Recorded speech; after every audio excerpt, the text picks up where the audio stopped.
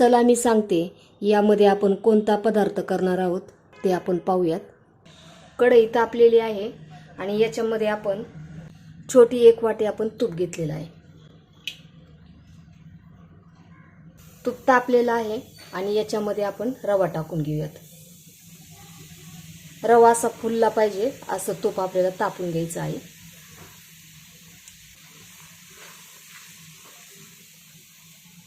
फुल gas अजिबात करायचा नाही आणि रवा भाजताना त्याचा रंग सुद्धा बदलून द्यायचा नाही। आपण प्रसादाचा शिरा वगैरे कसा करतो तांबूस रंगाचा रवा भाजतो तसा रवा भाजायचा नाही, भाजून घ्यायचा परंतु तो पांढराच रंगाचा राहिला पाहिजे। आणि रवा चांगला भाजला ना मंद गॅसवरती तर तो खाताना असा कचकच वगैरे करत नाही, त्याच्यामुळे रवा आपण छान असा भाजून घेऊयात। हा रवा मी 15 ते 20 मिनिट मंद गॅसवरती भाजून घेतलेला आहे।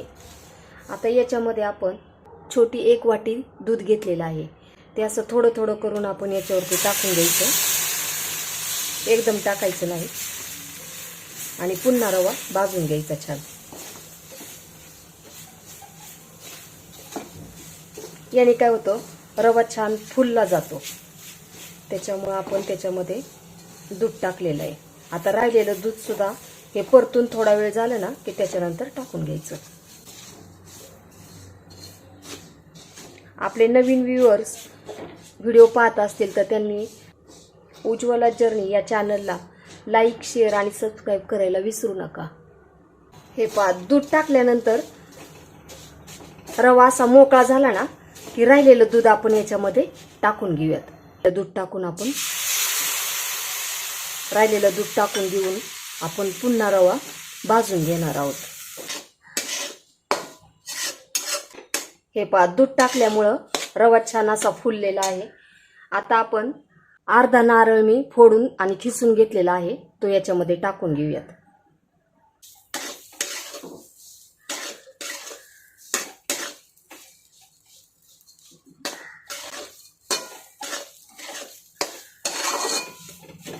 आता आपण रव्याचे लाडू करणार की रव्याची बर्फी करणार ते आपण पुढे जाऊन नक्कीच पाहूयात। त्याच्यासाठी आपला व्हिडिओ नक्की पूर्ण पहा, म्हणजे तुम्हाला समजेल की आपण दोन्हीपैकी एक काय करणार आहोत।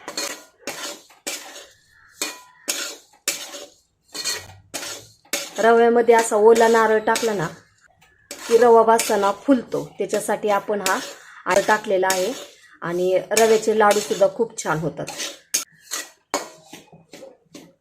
रवा भाजताना खोबऱ्यामुळे ओलसर होतो पहा, पूर्ण असा कोरडा झाला की त्याच्यानंतर आपण रवा भाजण्याचं थांबूयात। हे पहा, आपण 5 ते 6 मिनिट रवा चांगला आता कोरडा झालेला आहे, रवा चांगला मोकळा झालेला आहे। त्याच्यानंतर मग आपण आता आपण गॅस बंद करणार आहोत। जोपर्यंत कढई गरम आहे ना तोपर्यंत रवा भाजून घ्यायचा। गॅसवरती मी पातेलं ठेवलेलं आहे, मी गॅस अजून चालू केलेला नाही। आपण जेवढा रवा घेतला ना तेवढीच आपण साखर घेतलेली आहे। 2 वाटी रवा घेतला होता, 2 वाटी साखर घेतलेली आहे आणि रवा आणि साखरेच्या निम्म पाणी। रवा 2 वाटी घेतला, साखरही 2 वाटी घेतली, त्याच्या निम्म आपण पाणी घेणार आहोत। तर 1 वाटी आपण पाणी घेतलेलं आहे। आता आपण गॅस चालू करू आणि जोपर्यंत साखर विरघळत नाही ना तोपर्यंत फुल गॅसवरती सतत हलवत राहायचं पाक करताना, आणि त्याच्यानंतर साखर विरघळली की मग मीडियम ते लो गॅसवरती आपण पाक बनवून घेणार आहोत। हे ट्रिक एक महत्त्वाची ध्यानात ठेवायची। हे पहा, फुल गॅसवरती आपण साखर पूर्ण विरघळलेली आहे। आता एकदम मंद गॅस करायचा आणि हे सतत हलवत आपण 2 तारी पाक करणार आहोत।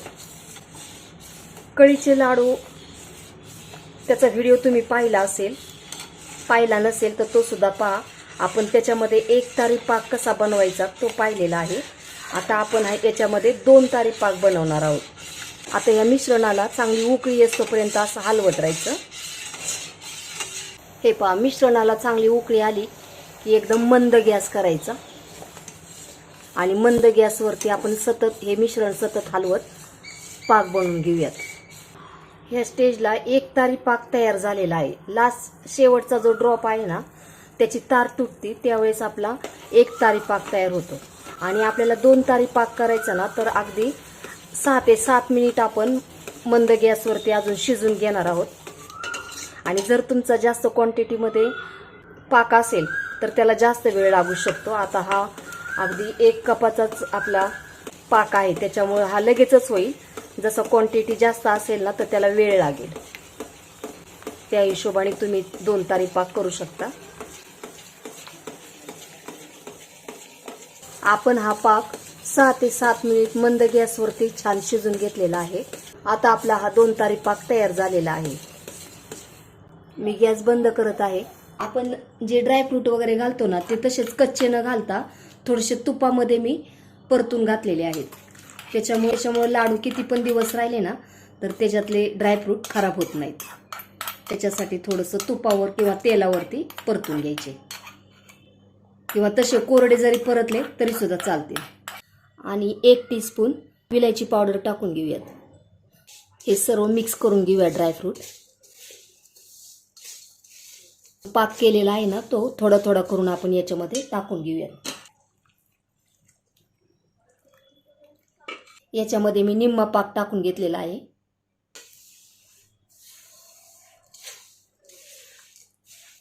हे सर्व असं व्यवस्थित मिक्स करून घ्यायचं. आता रवा हलवताना ना तुम्हाला सुद्धा असा चरचर आवाज येत असेल पहा थोडासा. पण ज्यावेळेस आपण पाक टाकतो आणि नंतर 1 ते 1.5 तासाने आपल्याला हे लाडू वळायचे आहेत. लगेच लाडू वळायचे नाहीत. हे जो सगळा ओलसरपणा आहे ना तो रवा शोषून घेतो आणि त्याच्यानंतर हे मिश्रण सर्व एकदम मऊसूत होतं आणि त्याच्यानंतर आपण लाडू वळणार आहोत.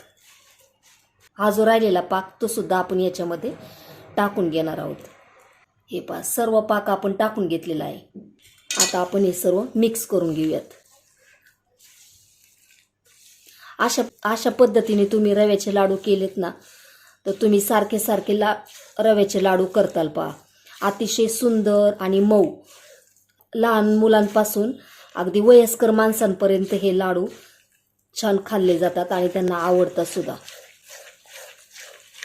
सर्व असं मिक्स करून ठेवलेले. आता तुम्हाला हे पातळ वाटलं ना तरी पण रवा हे सर्व ओलसरपणा शोषून घेतो. आता हे मिश्रण आपण झाकून ठेवणार आहोत.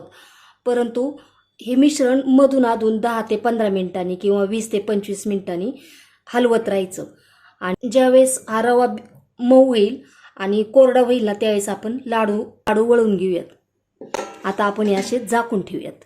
आपण हे झाकून ठेवलेलं होतं ना ते आता मी पाहे कसं काय झालेलं आहे. असा मऊ रवा होतो. मग असा मिक्स करून घ्यायचं सर्व. आणि आता आपण याचे लाडू वळूयात. रवा भिजून अक्षरशः एवढा मऊ होतो ना छान असा आपला.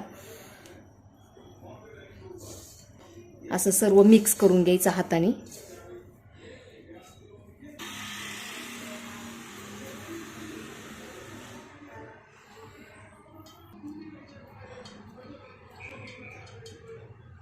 हे पहा मस्त असे लाडू वळले जातात.